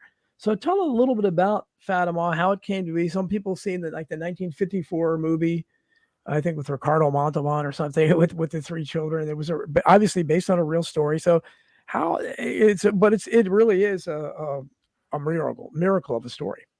Well, in 1917, you had these three kids, 7, 10, and 13 years old. I think they were little shepherds. They weren't educated in the hinterlands of Portugal. About 90-minute drive from Lisbon, north, and first an angel had appeared to them the previous year, saying that the Virgin Mary was going to be coming, and the next year, 1917, she did. And she appeared starting May 13th, which is tomorrow, in 1917, once a month for the next 6 months. There was 1 month that was actually skipped in between. But and then in October, her final appearance at Fatima, she would appear there on what looked like a cloud. And, she comes with a surreal beauty and this grace. And her concluding apparition was on October 13th, 1917, in which thousands of people, an estimated 70,000 people, saw the miracle of the sun, where the sun looked like it was coming down towards Earth and going back and coming down and moving around in the sky and sending forth around it all these splendiferous colors. This was witnessed even by atheists who attested to it. Anyway, in July of that year, if you want, we can discuss it, but in July of that year, she had given secrets. Yes, the 3 secrets, yeah. To these kids. And those secrets are what people have found through the years to be the most intriguing aspect. Well, the first, let's talk about those. The first 2, I think, are known, but you can say what they are. But the third secret has been the subject of much speculation, obviously. Talk about the 3 secrets. Well, the first two involved, she said that soon Russia was going to rise with its atheism and spread its errors around the world. She predicted that. Soon after that apparition, Lenin rose to power the next month, and of course, communism came into being. She announced that some things that had to do with the Catholic Church, some devotions, and she also said at that time that there was going to, if people didn't reform, the current war, which was World War I in 1917, would end, but there would be a greater war in the future, and it would be announced by a great sign. And well, in 1938, by then only one of the seers was alive. Interestingly enough, two of the other seers, the two youngest Yes. ones, died in a plague, in a pandemic, 1918, 1920 pandemic. But anyway, in 1938, there was this incredible display of the Northern Lights. It was seen from Northern Europe to Morocco, across the Atlantic, into the Midwest, Canada, down to the southern states, and very unusual. Pilots flying over the Atlantic said it looked like curtains of fire. Long story short, soon after that, Hitler entered Austria. He annexed it, and it was, for all practical purposes, the beginning of that Second Great War.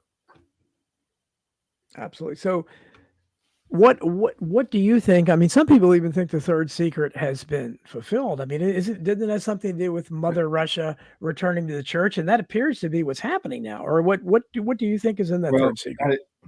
First of all, the church attendance in Russia is far lower than the U.S. People have this. There's a myth out there. If you take a look, regular church attendance is well under 10% in Russia, and secondly, in 1944, just to explain this to your audience, the Third Secret of Fatima, when it was released by the Vatican in the year 2000, May 13th, and then actually read and the text displayed the following month, had to do with an image of an angel ready to torch the world, except that this light coming from the Virgin Mary kind of swamped it out. It stopped it. It was forestalling a chastisement. But in 1944, Sister Lucy, she had become a nun at this point, the only surviving visionary, had what she called an enlightenment, in which she was told what that spear meant when the angel was ready to torch the world. And she was told it meant the unlatching of the axis of the earth. And she also said that there would be great disturbances, geophysical disturbances, didn't use that word, but like quakes, mountains would crumble, there would be rising seas and rivers, that the clouds would emerge from their limits. So I don't think we've seen that yet. And so I'd have to say, no, it hasn't played out yet. And it doesn't have to do only with war, although war can certainly be a part of it. And war was mentioned in the 1944 elucidation. So there's no predictive date for that or whatever? No, there usually aren't from these apparitions, because time flows differently in the eternal. There is no time, really. And it really hinges on our response to the prophecies. These prophecies are almost always conditional. If mankind doesn't do this, or if mankind does this, this won't happen, and so forth. You see that time and again around the world. A lot of folks who are Catholic, let alone those who are not Catholic, don't realize how many hundreds of times that Mary has appeared in the last 2,000 years. I wrote a whole book of history of it, and it's quite remarkable. And plenty of the prophecies throughout history have come to be. And don't we have pretty strong anecdotal evidence about the healing powers at Lourdes? The powers of what? The healing powers at Lourdes, where Well, Bernadette. of Lourdes, Yeah, okay, yeah. yeah, absolutely. I mean, thousands of people have been cured there. I've been there 2, 3 times myself. It's an amazing place. You go there, people can question things from afar, but you go to these places like Lourdes, like Fatima. I've been there a few times too, and now Medjugorje is the big one around the world, and other places as well. When you go there and feel what's going on, you're really not left with much doubt. I mean, there's times as a journalist when I didn't believe an apparition that I went to investigate and just was blown away by it. There's this overwhelming feeling of peace. And there's just this, you feel caught up somewhere between here and the hereafter. So, yes, at Lourdes, there were a lot of healings, and then there have been healings at many other places of apparition also through the years and through recent years. And you have the stigmata phenomenon now, which is acknowledged now to be a real thing. I mean, I don't. At the very least, it's. I mean, is this? There does seem obviously. That's why I talk when people that don't have faith. There are things like this that really, I think defy all credulity. Otherwise, and the other thing I wanted to talk to you about, and I'll let you talk about what you want to talk about too. But one thing that fascinates me that I think, again, when you talk to non-believers especially, is all the evidence we have of the incorruptibility of certain human beings, mostly saints, or maybe they were sainted afterwards, but going back, I don't know how many centuries. But what do you know about the incorruptible bodies, or whatever you call them? Well, you mentioned Lourdes, the Yeah. seer at Lourdes in France. Bernadette, yeah. Her body is incorruptible. Oh, is it? Okay. And dozens of church confirmed cases of it. But there are sometimes controversies around whether it's incorruptibility or other phenomena, including healing, including stigmata. Mm-hmm. We have to remember, and we're always cognizant of the fact that you can have, besides just outright somebody exaggerating, or usually I have seen very few cases of a hoax, but people tend to exaggerate things. And what you do find you have to watch out for is spiritual deception, where the wrong spirit is playing games, pretending to be a saint or the Virgin Mary or wherever. And so it gets pretty dicey. That's why the Vatican is extraordinarily cautious with these cases. I mean, very strict. The secular media will accept a lot of these miracles before the Vatican does, or before a local diocese will.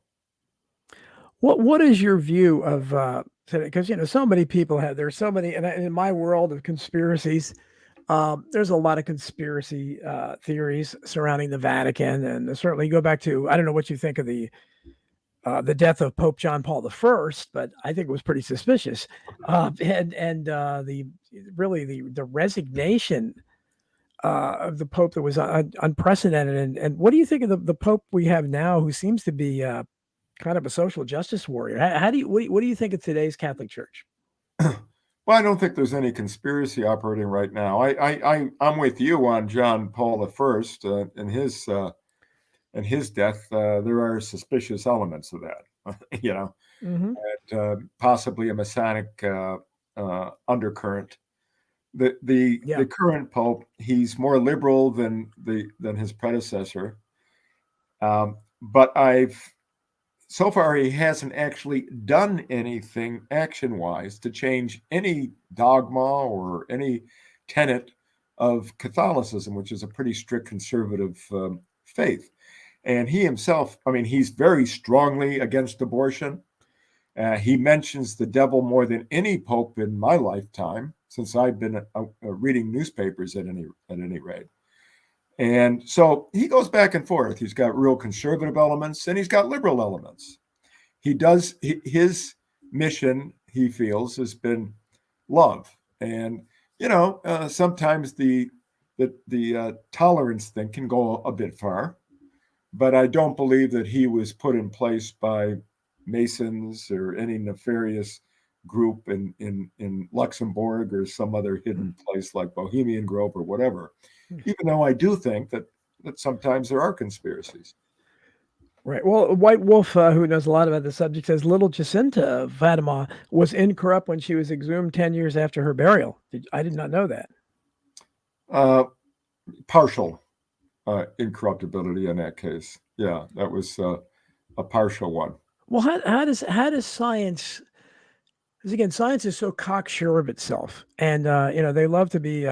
They're very dogmatic and very religious, but very devout in their views. But they would say all of this is impossible. So, I mean, I can't remember what the oldest incorruptible person is, but I know it goes back hundreds of years at least. But how would they possibly explain how someone who died hundreds of years ago has not decayed and isn't dust by now, let alone bones? Do they just ignore it, or they bother to have some kind of ridiculous explanation? You hit it. They ignore it. When they can't explain something, they just don't bother with it. I mean, they do this time and time again. I mean, God is impossible as far as they're concerned. So, Right.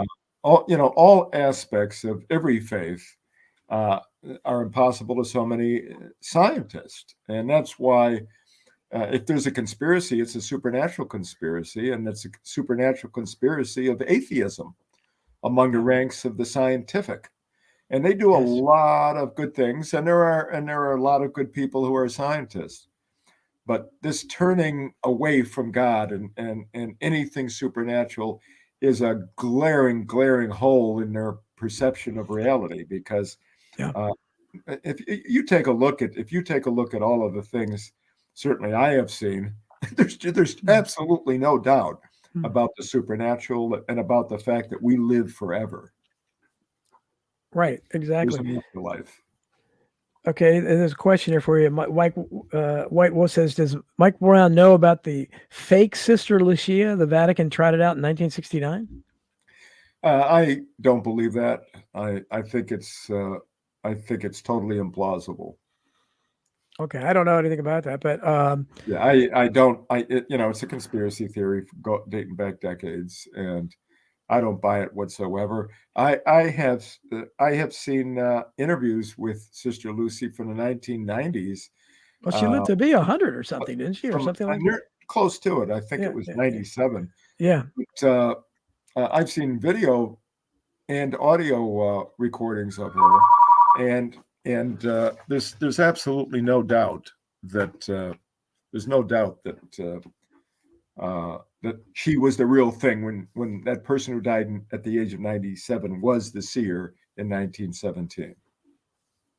Yeah. But you brought up a good point, and this is what I stress all the time. Now, I believe that there's maybe the greatest conspiracy is the anti-God conspiracy, and it's a conspiracy pushing randomness, that everything in life is random and our lives are not valuable, we're meaningless, we're just little specks in an endless universe, and there's no special plan. We weren't created with any special plans.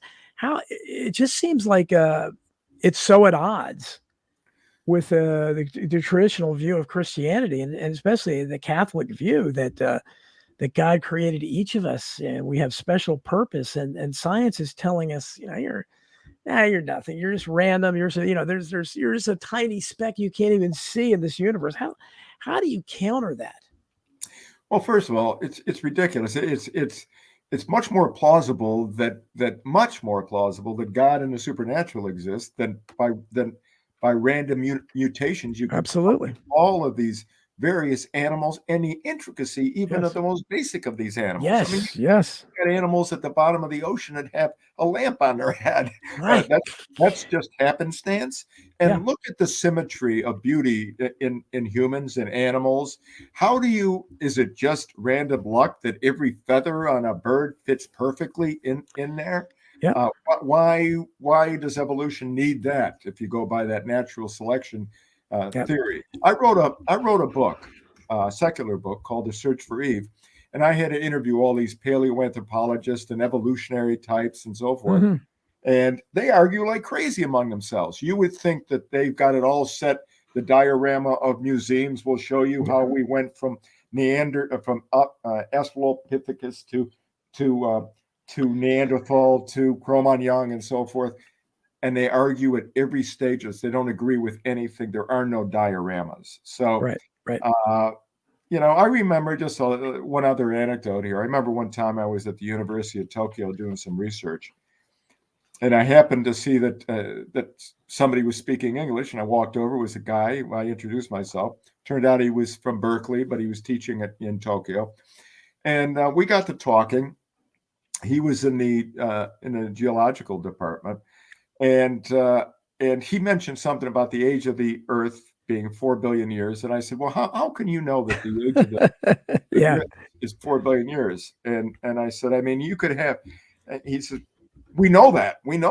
And I said, well, I don't know that. I said, how do I know since there's so many mistakes made with your dating techniques, look at just the Shroud of Turin. And this is what he said to me. He said to me, if you don't believe the Earth is 4 billion years old, get out of my classroom right now. We were sitting. So I got up. Tolerance. Yeah. That's how open-minded they are. Oh, they're so it's, I mean, and I'm glad we're talking about evolution, because I don't, and more people, I would say, 30, 40 years ago, there were very few people that were willing to come out publicly and say evolution is a load of crap. And very few people were willing to do it. Very few people were willing to go against the ridiculous Big Bang Theory. But that's what modern science is based on, the Big Bang Theory, evolution. And, how do you scoff at? I hear people all the time that talk about your giant magic guy in the sky, the old man with the beard, and they scoff at that.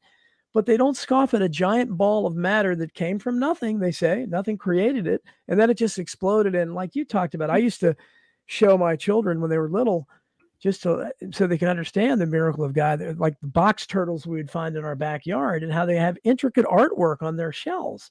Why would evolution require that? That doesn't serve any purpose. It's magic. I see. That's look at the eyeball, just the complexity of the eyeball. Look at the Yes. heart. Look at all the enzymes in the body that have to work together. Look at all the functions in the liver. Are you going to tell me that this is random luck? I mean, that's preposterous. You could tell me about the tooth fairy sooner than you can tell me that this could happen by just the mutations that occur randomly. And where does that start? No one can explain it. They just don't want to believe in God. They just don't want to. And they're more and more, they're just making fools of themselves. I'm sorry to be so blunt. Well, we have, Houston said dinosaurs are a hoax. And and again, the more and more evidence, and we have an Angry Tiger here talking about way too many missing skeletal remains to prove evolution. I've talked about that for a long time. They use plaster of Paris on all these things. I don't know how many actual fossils I think it's largely, constructed out of an imagination. Well, and okay, I do believe that a lot of these fossils are true, but I've been to Africa looking at these fossil sites, in Israel as well, Mount Carmel. But look, there's a difference between evolution and natural selection. The problem is Darwin was into this evolution by way of natural selection, meaning a natural selection that you have these random occurrences that create the organism. Evolution just means unfolding. God unfolded his creation. He unfolds a rose when it blossoms. I mean, so what is so surprising about that? I have no problem with evolution, but it's God-driven evolution and has nothing to do with chance. Well, and Darwin himself pretty much repudiated it at the end of his life. And it's just, there are just so many holes in it. You have the missing, like I say all the time when people say, okay, if we came from the sea originally, how did forms come out of the sea, and how did some stay? And if we came from apes, why are there still apes? I mean, there's so many questions like that and they can't answer. They just look at you and they'll say, get out of the classroom or whatever. And they'll say, like, how did God, how immaculate conception? That's ridiculous. Well, if you're saying that there's a force that created all this, you think he couldn't do something like that? That's what amazes me, I know atheists who've had near-death experiences, and they come back, they're not atheists anymore. They get a glimpse of the hereafter, and it transformed them. One of them became a friend of mine, Dr. Howard Storm, and He's now a preacher. There was Mhm. another atheist who was in Russia, and he was a medical doctor, and he had a near-death experience. He was in the morgue before he came to. He was, quote, dead, unquote, and he also became a preacher, a minister, a Protestant minister. So we'll all find out the truth one day, but you kind of hope that people don't have to find out about it the hard way. Yeah, and there's so much anecdotal evidence for near-death experiences. I mean, I had a guest on my show that was a non-believer as well, and I think it was involved his daughter dying or something, and so but he communicated with her, but he or so I can't remember exact details, but he was converted by that into a believer because he couldn't deny it anymore. And Angry Tiger says Darwin equals eugenics, and that's exactly right. There's so many eugenicists there, and this whole survival of the fittest thing. Um, you may know this or not, but one of my political figures I admire is William Jennings Bryan, and at the Scopes trial for evolution back in the 20s, he was the. If you've seen the movie Inherit the Wind, where they make a buffoon out of him, and Frederick March plays him as this Bible thumping, crazy fundamentalist, and he based his objection to evolution on exactly this eugenics. He didn't like the idea of survival of the fittest. He thought that would mean that some people would be killed because they weren't fit. And they just completely twisted it and made him into that. So I don't know if you know anything about that, but I think that's just interesting how they can lie about something so blatantly like that. Yeah, well, there's a lot of deception. Sometimes it's not even intentional, but they are so strident in their viewpoints, so strident in their atheism and their unbelief that they're extremely closed-minded. And science is supposed to have the most open mind of any discipline. But yeah, I mean, it was incredible doing that book on the search for the first modern Homo sapien, because you just saw these people spinning wheels and not really understanding what they were saying at all, and yet making no bones, not to play on words, about saying it publicly. Well, I don't know if you've heard of Kent Hovind or not, but I had him on my show a couple of years ago or so. He's one of the believers in a young Earth, and in fact, he opened up some kind of amusement park with dinosaurs, but I don't think he believed. I don't know, but at any rate, they threw him in jail. He was in jail for years because he was promoting heresy. I don't know what crime they charged him with, but he was in jail for saying that the Earth was only, I don't know what, 5,000, whatever the young Earth people say there is. But I mean, that's this absolute tyranny that they can do that. First of all, you ought to be able to say anything like that. I mean, you're speculating. You can roll your eyes at it. But I mean, so I assume you're a believer, at least in a younger Earth than science tells us. Yeah, I don't know how old the Earth is, and neither do any scientist. I respect people who take the biblical view, the Old Testament view of how old it is. I mean, I read Scripture every day myself. I do think that there are certain metaphors, and so I'm not certain. Look, God is way bigger than anything we can read, anything we know, and when we're on the other side, when we die, we're going to find out how. If we think the things he has done on Earth are incredible, wait till we see what he has done throughout the universe. It's and how intricately everything works together, just like the human body is so intricate. So is this vast universe. What do you? Because a lot of us, I mean, I believe right now that we are in a spiritual battle. I Oh, yeah. believe that the people we're fighting, when you see things like the transgender movement and things like that, the mutilation of children, how does anybody possibly think that's not coming from a really dark place? I mean, I call it Satanism. I don't know what you call it. Well, the Virgin Mary has been appearing a place in Bosnia-Herzegovina since 1981 called Medjugorje. And we've written a lot about it on Spirit Daily. And when she first came, right away, she said, "This is the hour of the power of darkness." She said, "Darkness covers the whole world." She said, "Satan has been allowed extra power to test mankind for a certain period of time." Didn't say how long that would last, what year it would end, and so forth. But we're seeing that. I mean, the spiritual warfare is incredible, and it's been ratcheted up just in the last few months, in the last year or two, even more. But especially grinding on and grinding on and grinding people down and really coming after Christians and so forth. There's whether it's these new social movements and these new social rights, or just the oppression of believing Christians, whether Catholic or Protestant or Jew or whatever. Yes, there's a tremendous spiritual battle. And I also see it because I write a lot about the paranormal aspect, actual manifestations of the devil. And, I have some dear friends who are exorcists, official exorcists, been in my home and so forth. They see it. We certainly have seen it here, where the devil's extremely active, and that's why you have to take steps. I urge everyone, besides praying and reading the Bible, to fast as much as they can. Well, how does science, because exorcism is general. I mean, they had the huge movie in 1973, The Exorcist. How does science, because again, that completely contradicts their worldview.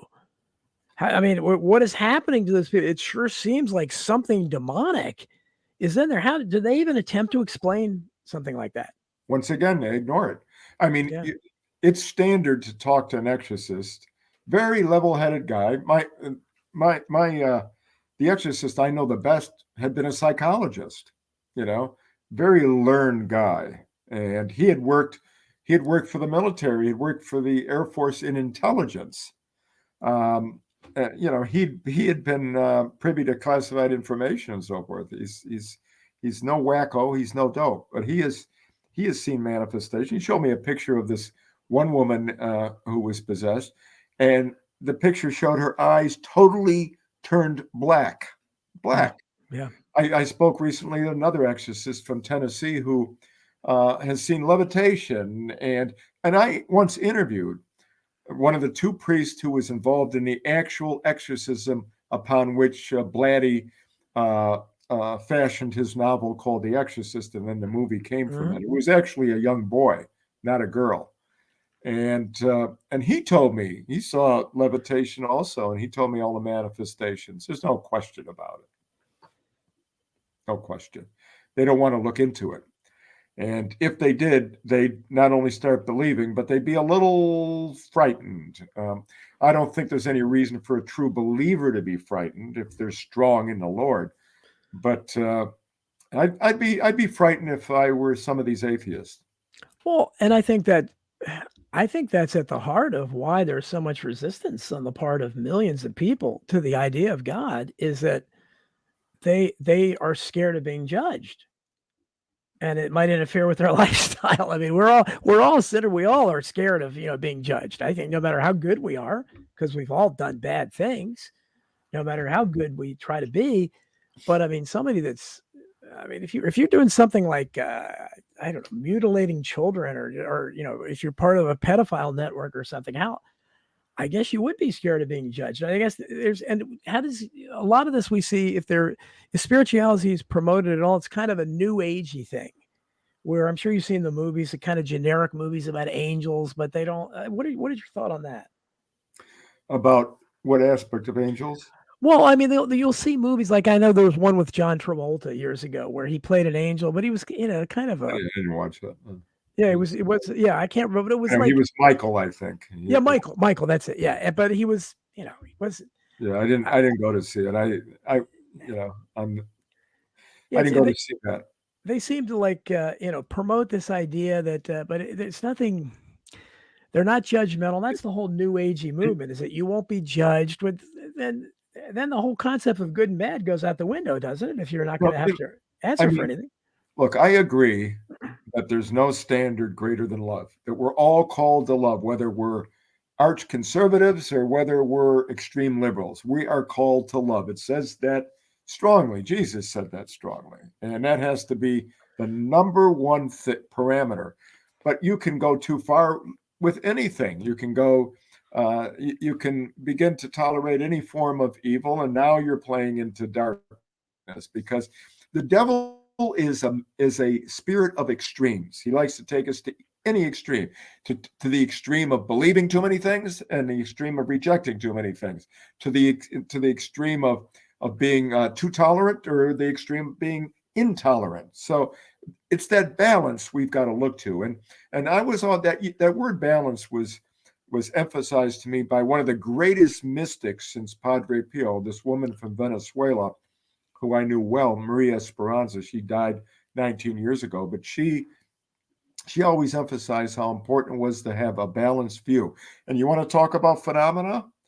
She was seen levitating even by medical doctors. She had the stigmata, and on 16 occasions, witnesses, including doctors, including a guy I knew who had been a CBS broadcaster in Philadelphia, and the biologist I knew also, another. On 16 occasions, an actual rose came out of her body, broke through the flesh in her body. This is a miracle that is even pretty wild by the standards of Catholic saints.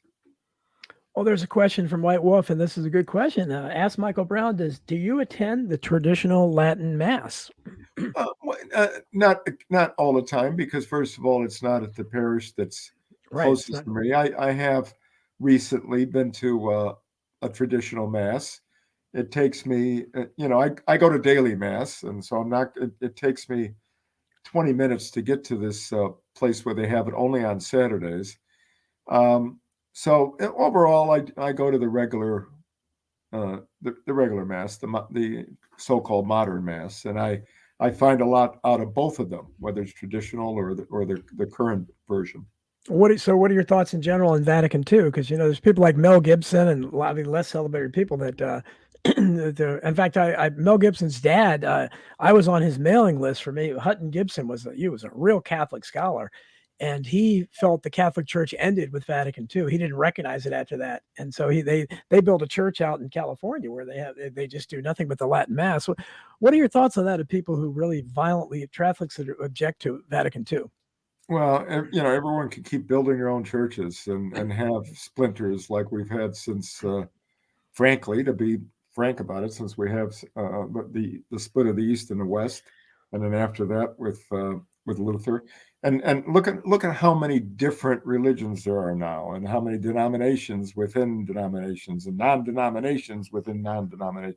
Anyway, I do think obedience plays in. Scripture says obedience is more important than sacrifice. I'm obedient to the head of my church, and I don't think they should have put restrictions on the traditional Latin Mass as was imposed recently by the current Pope. But the reason he did that was that in some quarters, I think mainly in Europe, it was becoming ideological. They were using it as a base of politics instead of spirituality, and they were using it as a base to attack him. So I don't know. We're supposed to respect authority, even though we don't agree with every aspect of it. At least religious authority. What are your thoughts on Archbishop Lefebvre? On who? Archbishop Lefebvre. Lefebvre? Well, he was splinter. There was a schism, and so I don't agree with his approach. I don't think that. I think that you need to be obedient to the Pope, and you can work within the system. It's a big church. It's got over 1 billion members. It's got 400,000 priests, and there's a lot of room to talk to folks who are in authority and try to evoke the type of change one would desire without becoming radical and frankly disobedient. Angry Tiger's another devout Catholic out there. He says, "Who do you believe is the leader of the church? Do you recognize the Pope?" I sure do. Yes, I think Pope Francis is the leader of the Mother Church, of the Mother Church of Christianity and of the Catholic Church. Now I know that obviously Protestants have their viewpoint, and I respect it. when I lived in Manhattan, I used to go to non-denominational church as well as a Catholic church, and learned a lot about spiritual warfare at that church in the Lower East Side. But I recognize the current Pope. I recognize his predecessor and so forth. Back to Peter. Okay. But yeah, so do you reach, because I mean, I know having discussions, there's still a lot of anti-Catholic prejudice out there, especially with a lot of born again fundamentalists. I can glean that, from talking to them. Oh, sure. And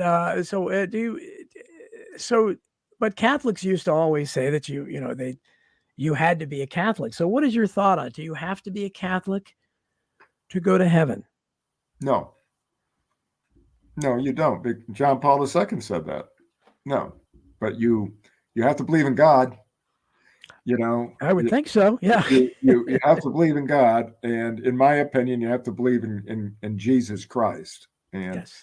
and I don't care what religion you're in. I don't care how you worship, revere, whatever.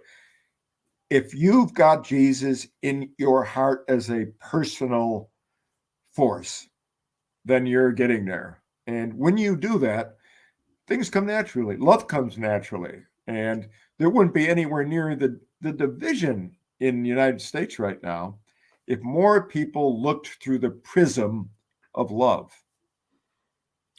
Absolutely. Well, I'll give you. We're just about out of time. I'm sorry, you got here late, but I think we got to ask you just about everything we wanted to. You're obviously a wealth of knowledge.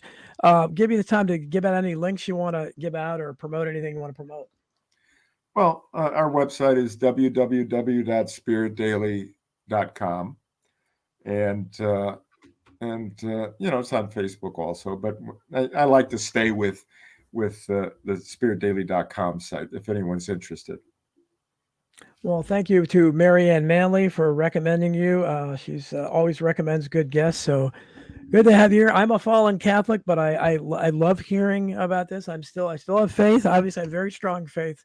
So we really appreciate what you're doing out there, and I thank you very much for being on the show. We'll have to have you back, and I thank everybody out there for listening to I Protest. We'll see you next week at the same time. Thank you. Thank you.